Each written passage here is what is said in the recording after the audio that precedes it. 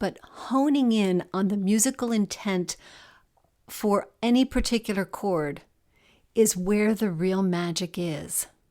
The difficulty, I think, is that thinking about intent requires us to play beyond the page, to play something that isn't necessarily written there. And I think that this is where most well-meaning students can just miss out. Welcome to the Practicing Harp Happiness podcast. I'm Anne Sullivan, a harpist on a mission to empower every harpist to experience more harp happiness. Over my decades-long harp journey, I've had lots of successes and more than a few failures, and I know firsthand what it's like to feel that playing the harp the way you want may not be possible for you. Now I play and teach all over the world, and I know what most harpists are never taught: the secrets to gaining the skills and confidence you need to play the harp with beauty, freedom, and joy. That's what the Practicing Harp Happiness podcast is all about, showing you simple steps to help you play the music you want the way you want. If you're an experienced harpist looking for that next level, or a harp newbie anxious to avoid the pitfalls, or a harpist who just wants more fulfillment and a little encouragement, you're in the right place, my friend. So let's get started. First, I want to let you in on something special. I think the most important thing you can do for your harp playing is to develop the habits that lead to success, whatever that looks like for you. All of us want to learn how to play the harp beautifully, how to play with confidence and enjoy making music. And if you really want to learn those things, videos are great, but live learning is essential. You need to be able to ask questions and get answers. You can't do that with just a video, which is what makes the My Harp Mastery community so special. My Harp Mastery membership is for those who really want an online experience that lets them learn at their own pace and learn what they want and be able to learn live from expert coaches every single week. Plus, you get to connect with other harpists in the community who have the same desires for their playing. This is not only a powerful learning platform, but it's also the most generous community of harpists anywhere on the planet. They're harpists with a positive outlook, a growth mindset, and a spirit of support for their fellow harpists on the journey with them. We're ready for you. Join us. Just go to harpmastery.com/join-now. That's harpmastery.com/join-now. Welcome to the show. When you think of harp music, is there a characteristic harp sound that comes to mind? Maybe a musical gesture that belongs to the harp more than to any other instrument? A glissando, maybe? Well, that's certainly one of them, and it's a favorite one of mine. But another one that I find very powerful and very harpy is a rolled chord. Harps were meant to play chords, especially rolled chords. They sound liquid and rich, even plummy. You can listen to an orchestral recording, and when the harpist plays a rolled chord, you know it. It's almost as if everything melts for a moment. If you want to check out some of those moments, just stick with me because we'll be talking about a couple. But I also want to talk to you about how to make your rolled chords sound just that magical. In my opinion, we often forget that our rolled chords play a significant role in our musical expression. I hear so many harpists playing all of their chords blocked or flat when the music clearly calls for a chord that's more lush and romantic. In fact, this is one of my pet peeves and something I'm likely to go into a rant over given the opportunity. I'm not ashamed about this, though. And in fact, I felt totally vindicated when I was in a workshop given at the World Harp Congress by the famous French harpist Isabelle Perrin. She was talking about the opening chords of the Fauré Impromptu, and suddenly she was off on a rant just like mine would have been.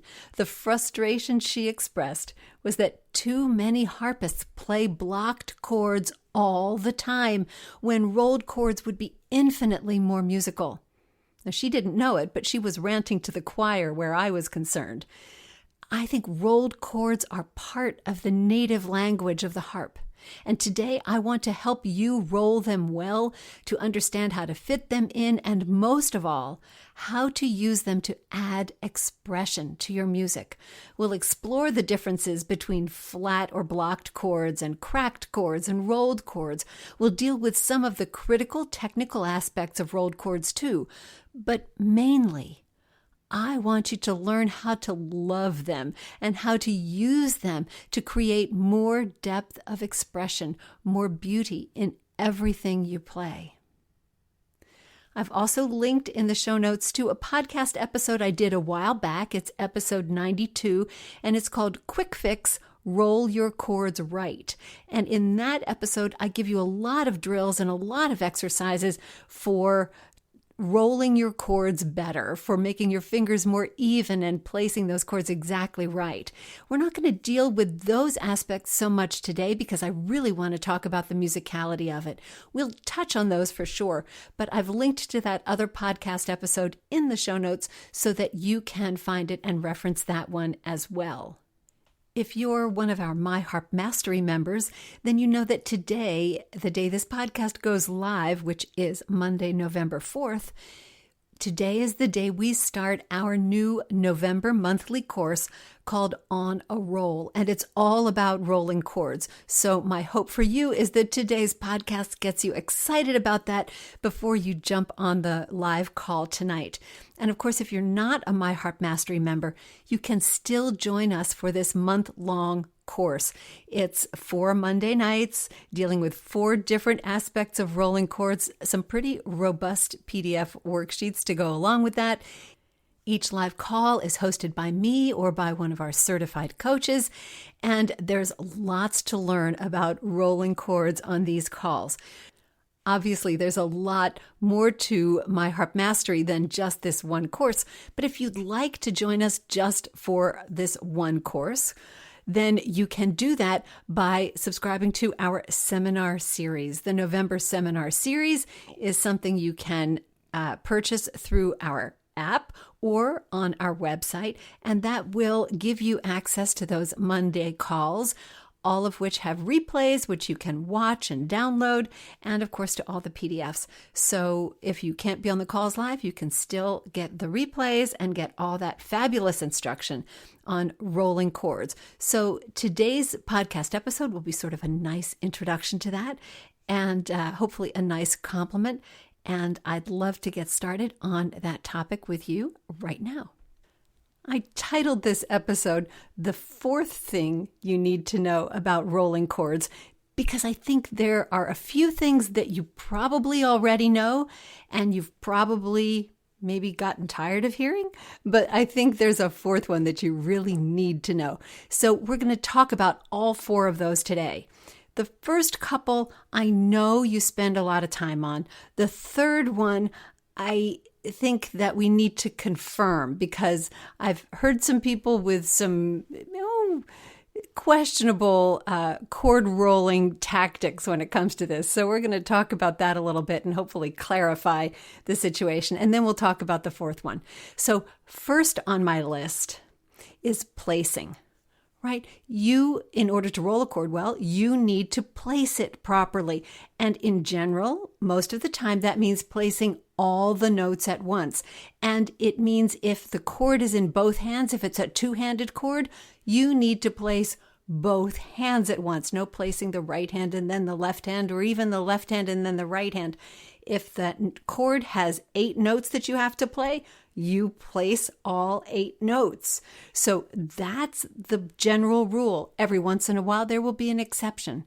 But placing is really key because once your fingers are all on the strings, then you can roll it with security.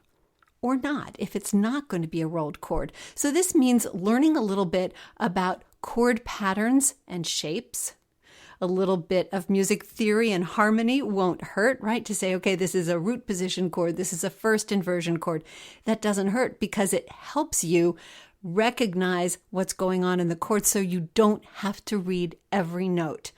Let's face it, when chords come up in our music, it's a lot of notes coming at us at once. And if you're scrambling to read each note, okay, that's a C and it's an E and it's an A and it's going to take you a long time to place that chord. The problem, obviously, is that music doesn't usually give us a lot of extra time to place a chord. So you want to be able to recognize not just the individual notes, but the chord as a whole. And the more quickly you can recognize, oh, it's an A chord, or it's a D7 chord, or, oh, all right, this is a chord, it's a G chord, but it's got a B on the bottom. The more quickly you can recognize that, the more quickly you can place the chord. And so this will help you play the entire passage with a little bit more speed. So recognizing the patterns and the shapes is critical. And this is where drill comes into play. You can practice those chords. You can practice all those shapes. And so that's something you ought to be doing. I don't need to belabor that point here. You know that. So the chord patterns and shapes, absolutely essential for placing. And then we have to hope that all of your fingers get to those strings at the right time. So practicing simultaneous placing is part of this.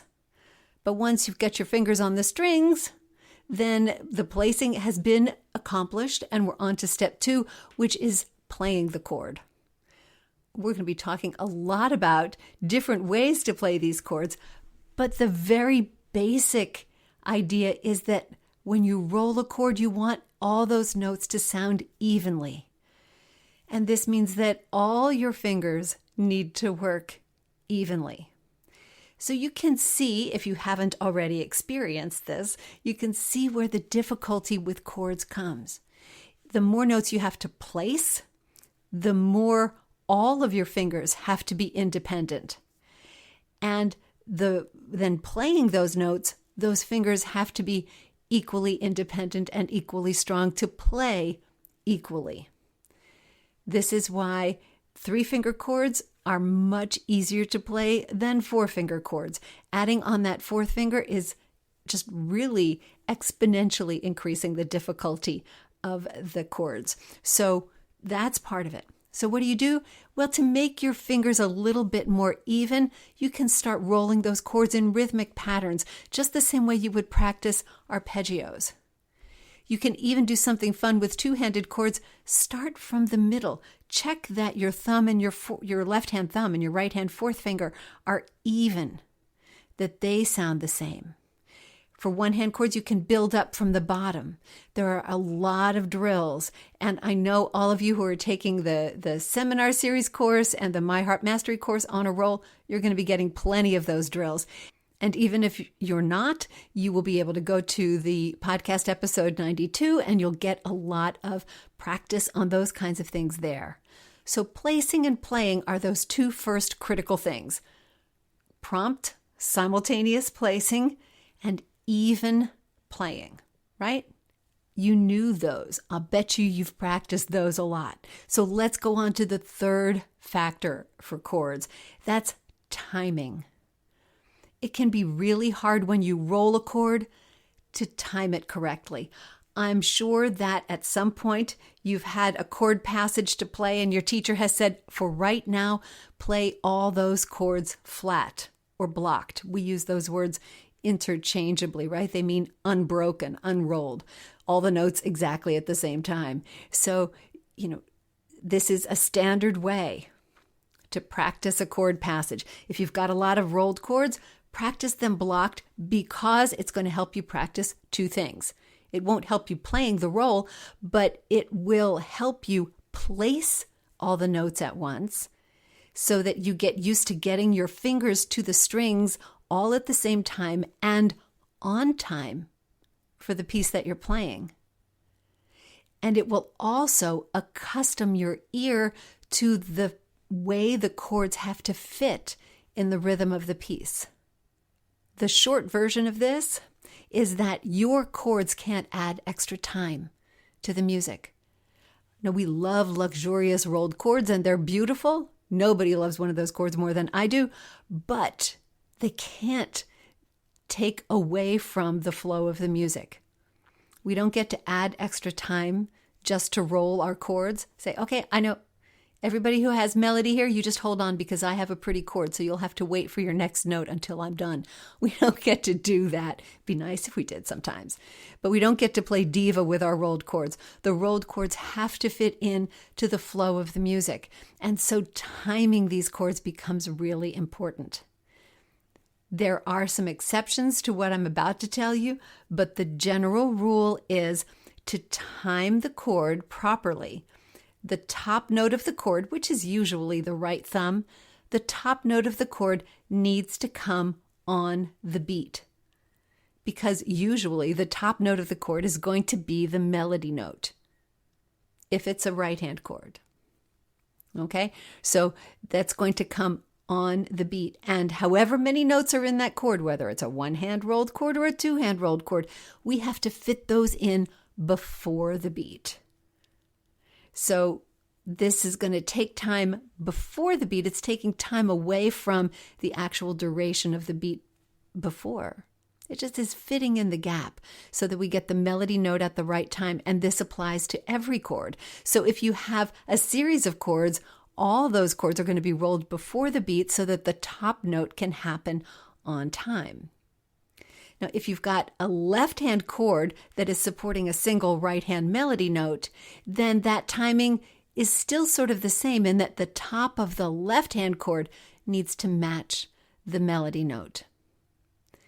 That's the usual way to roll chords. Every once in a while, we'll find something different. Every once in a great while, you'll see a composer indicate to roll a chord from the top to the bottom. So in these cases, you need to really check out and see where that beat is going to be. But the basic principle still holds. Your chords can't take extra time. So we've got placing, we've got playing, and we've got timing. So what's the fourth thing that you need to know about rolling chords? It's the fun one, but it's the one we spend the least time on, I believe. And I'm calling it intent. Perhaps the right phrase is really musical intent. But honing in on the musical intent for any particular chord is where the real magic is. The difficulty, I think, is that thinking about intent requires us to play beyond the page, to play something that isn't necessarily written there. And I think that this is where most well-meaning students can just miss out. Because if you're just looking at the page, then if a chord doesn't have a roll sign, you might think that it's not meant to be rolled. But I'll tell you this is my general rule of thumb.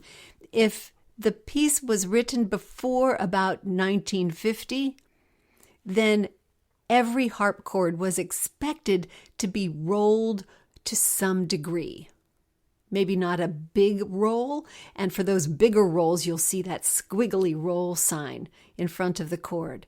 But it was not intended, most likely, to be played unbroken. That's not the default for a harp chord, to be flat. Pianists do that all the time. We're not pianists. So our default chord playing is a broken chord, whether it's quickly broken, in which case we might call it cracked, right? It's just got that little bit of a roll to it that gives it that extra oomph. And it could be a big luxurious chord, could be that too, but our standard procedure is not going to be to play a flat chord. Now, in music that's been written more recently, that's not quite as hard and fast a rule, and you need to use your own musical instincts a little bit more. But remember that composers still understand that the harp isn't all about just flat, unbroken chords. We're about those rolled chords. And so rolling chords isn't just restricted, or shouldn't be, I believe, to chords that have the squiggly line in front. Now, some evidence for this is that in earlier music, When a composer didn't want a chord to be rolled, they indicated it. Chords unbroken, or the little sort of bracket that some composers used instead of a roll sign to indicate that chord should not be broken. Because they knew that the harpist's standard procedure was to break those chords, to roll them. And if they didn't want that, they indicated it. It's a little bit different now, but I want you to know that rolling chords, unless there's a specific indication that says do roll it or don't roll it, the rolling of a chord and the way you roll it is your musical choice. And that's where intent comes into play. Not just your intent, but what you believe the intent of the composer is or was. Think about the nature of the piece.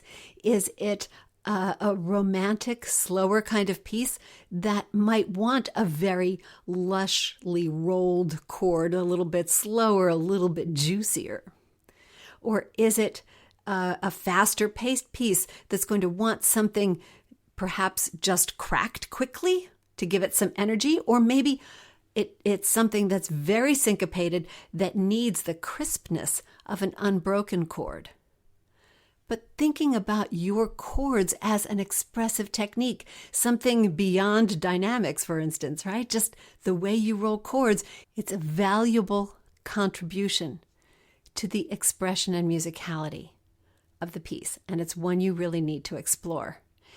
But I think you might need to hear it. So let me go over to the harp and let you listen to some examples.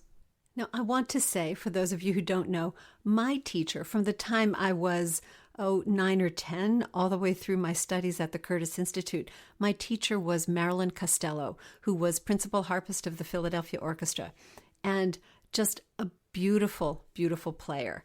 And I grew up listening to her play for me, of course, and play in the orchestra, and play just so beautifully. And her rolled chords were magnificent. So when I was looking for examples for today's podcast, I didn't go automatically to the harp solo literature. I went to the orchestral literature, and I realized that many of you listening to this podcast aren't going to have that as a base of knowledge, but you're going to be able to hear in these excerpts, I think, quite clearly what can happen, the different characters that rolled chords can create, and how they can add to the musicality and expression of a piece. And I've also included in today's show notes links to the Philadelphia Orchestra performances that my teacher played on of these two particular works. And I hope that you enjoy them. So the first one I want to look at is Rimsky-Korsakov's Scheherazade. Scheherazade, of course, was the Arabian storyteller who managed to stay alive by telling the Sultan tale after tale after tale. And Rimsky-Korsakov's musical version of Scheherazade is wonderful, and it's great for harpists because there are so many opportunities in the piece to play beautiful, beautiful chords and solo chords. Some of the chords support violin solos, and they are particularly magical. And I'd like to talk about them because they are indicated by Rimsky-Korsakov in the score with different dynamics, but dynamics only tell a part of the story. And when I first played this piece, my teacher was trying to tell me about how these chords needed to be different. So this was one of the ways I learned about rolling chords. So I'm going to play for you the 4 chords that come at the beginning of the second movement of Scheherazade. And the violin solo is there. Once again, you can listen to the recording. And the recording I've given you a link to is not the greatest high fidelity recording. It's a video from the 1960s when this was made. So it's a little bit fuzzy and the sound isn't excellent. You can find other recordings and listen to this, but I just wanted to share the one that had my teacher on it. So that's that recording, and you'll be able to hear all the parts that go with it. But here are these chords. The first one that opens the second movement after the violin plays its first note is a big 8-note chord that's indicated to be rolled from bottom to top, and it's got a forte dynamic. Now, there are lots of ways to play a forte rolled chord, and you can play it with different rolls. You can play it with an emphasis on that low note, the way I just did, or maybe more directed toward the top. Two different looks at that chord. They sound just a little bit different. They're still really nice rolled chords, but just a little bit different. But the forte lets us know that this chord should have some energy. So we'll direct that energy, and we'll imagine that we've heard that violin note, and this is Scheherazade starting her story. Now the next chord in the next measure is only a mezzo forte, slightly different notes, followed by a chord that is only piano. Those three chords, three different dynamics, but we don't want to play the same chord with just different dynamics. We don't want to take the forte chord and just play it softer for the mezzo forte and just play it softer for the piano. We can do so much more. We can make that forte chord full of energy and drama, and the next one a little bit more moderate. And the last one may be more mysterious, a slower roll.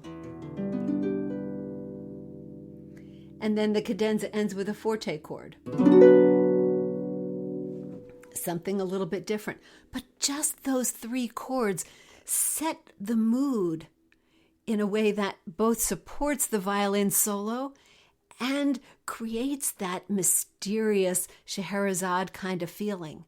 Now, shortly after that in the piece is a section where the harp accompanies the orchestra with some mezzo forte chords with a couple little dynamic changes, but all the chords are indicated to be rolled, and so you're going to roll them, but that doesn't mean they all have to be the same.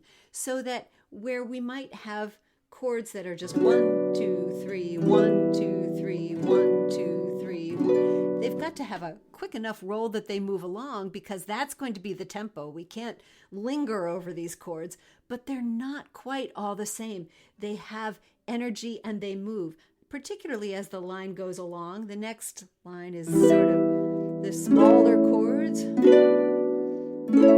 then we have a little bit more motion here, and some dramatic ones here that go with a solo again, and a very dramatic one. So rolled chords, yes. Rolled all the same? No. So I suggest that you listen to this entire movement and listen to the different ways that the harp chords work. You'll find those big harp chord passages toward the beginning of the movement and then again toward the end. But do pay attention to them, because they are really, really beautiful. And if you're watching it on YouTube, you'll see a little glimpse of my teacher as she plays too, which is always kind of fun. At least it's fun for me. And by way of contrast, I thought I'd share the music to the Pas de Deux from Tchaikovsky's Swan Lake Ballet. This is an exquisite piece of music. It starts with a harp cadenza that is really sort of spectacular, and I certainly hope you take the time to listen to the recording that I've linked to in the show notes for today's episode. But after this harp cadenza, there's this just exquisite is the only word I have for it, piece that is mostly harp and cello and violin, and it's just a melody that is so spun out and beautiful. It's almost static in its beauty. It's just, it just makes you hold your breath and just wait. So the harp part by itself doesn't exactly bring out that character, because it doesn't have any melody. But that's exactly what the harp part needs to reflect, so that even when that melody isn't there, it's not in the harp part, we have to be playing in a way that matches that and blends with it. And of course, that's part of being an orchestral harpist, right? Not just knowing what your part is, but knowing the role that it plays in the piece and to make sure that you're fitting with the entire picture of the piece. So the harp part after the cadenza starts very simply with an octave in the left hand and a chord in the right hand, and it's quite slow.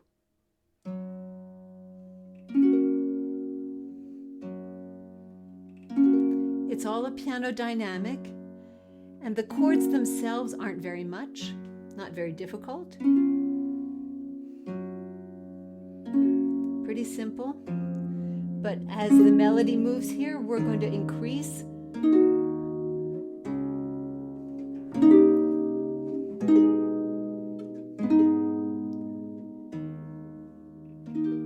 And end the phrase. So there's still that variation in the energy that we bring to the role and to the dynamic, so that the role can be sometimes more languid, sometimes a little bit more urgent. It can be louder, it can be softer, but it can reflect what's going on in the melody.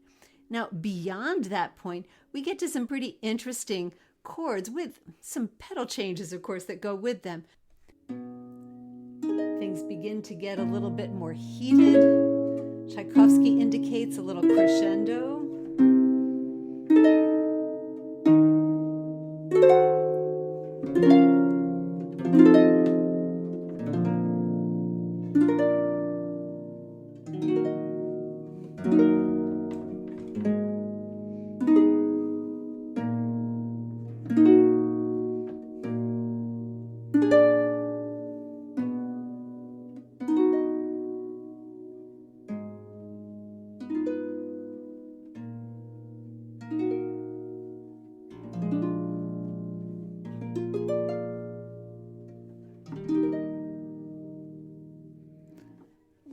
Of different kinds of chords in there.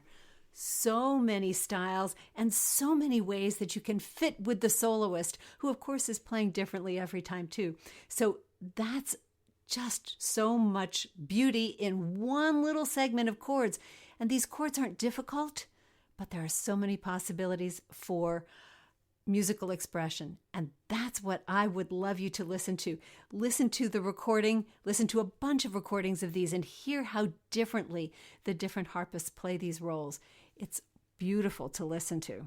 And I want to share one more example of chord choices that you have. This is from the opening of the Debussy dances, the Danse Sacrée et Profane, and this is the first one, the sacred dance, Danse Sacrée. Much of this entire first movement is chords for the harp, but the opening, which is so famous and so ethereal, is all chords. And Debussy doesn't indicate whether they're supposed to be rolled or not. All he tells us is that they're pianissimo, they're doux et soutenu, so they're soft and sustained, soutenu.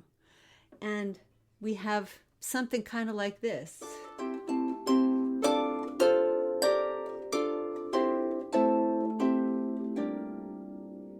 That's all it is, and it's got to be rhythmic, and it has to flow, and it's soft. So there's not a lot to go on. Now, there are some articulation marks. We've got dots over some chords and dashes over some other ones. But putting those aside for the moment, I just played them all for you, these chords all flat, all unbroken.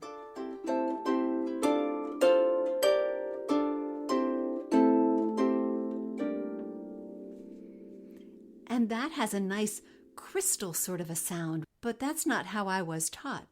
And in the recording I've linked to, you'll hear my teacher play it. She rolls all these chords.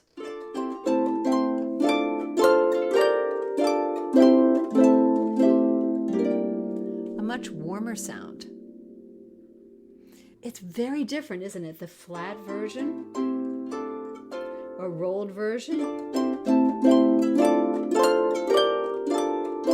I do want to point out that they're both rhythmic, right? They both stick to the tempo. The rolls don't take extra time. They don't take time away. We just have to fit the roll into the time we have. So once again, timing is still important, but there's a lot of flexibility too here between the absolutely unbroken, and the absolutely rolled chord. So we have lots of choices. We could roll one hand and play the other flat, or we could just sort of find an in-between that wasn't completely rolled but wasn't completely flat either. So many options, and of course you can combine any of those. But that's what I mean about the chords really bringing out the musicality that you want from a piece.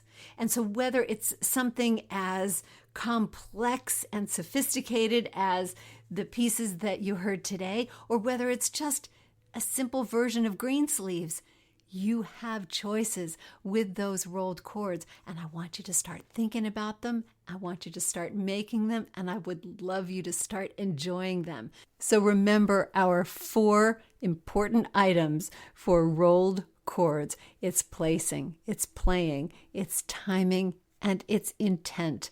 Whatever you do, make your rolled chords beautifully rolled, make them on time, and make them beautiful. Make them serve that musical purpose. Use them to make the music you love even more musical and even more expressive and even more beautiful. That's what they're for. Next week on the podcast, we'll be talking about another element of musical expression, and particularly we'll be exploring the reason that maybe it's not your dynamics that are holding your musical expression back. It might be something else entirely. So we're going to be looking at how to create musical expression beyond the dynamics next week on the podcast. Remember that our On the Roll course on rolling chords starts this evening, Monday, November 4th. And if you're a My Harp Mastery member, be on the call and you'll get everything you need right there on our regular call. The seminar series participants will be joining us on that call as well. If you're not a My Harp Mastery member, you can join us by purchasing that seminar series, and you'll be on the call too, and we'll be looking at rolled chords all month long. So I hope to see you on the call tonight, but whether I do or not, remember, every day is a day you can add more harp happiness to the universe, to your world, and to your spirit, and all you have to do is play. Thanks so much for listening, and I'll see you next time. Thanks for tuning into another episode of the Practicing Harp Happiness podcast. I release a new episode every Monday morning so you can hit your practice week running. Until then, remember to practice your harp happiness every day. See you next time.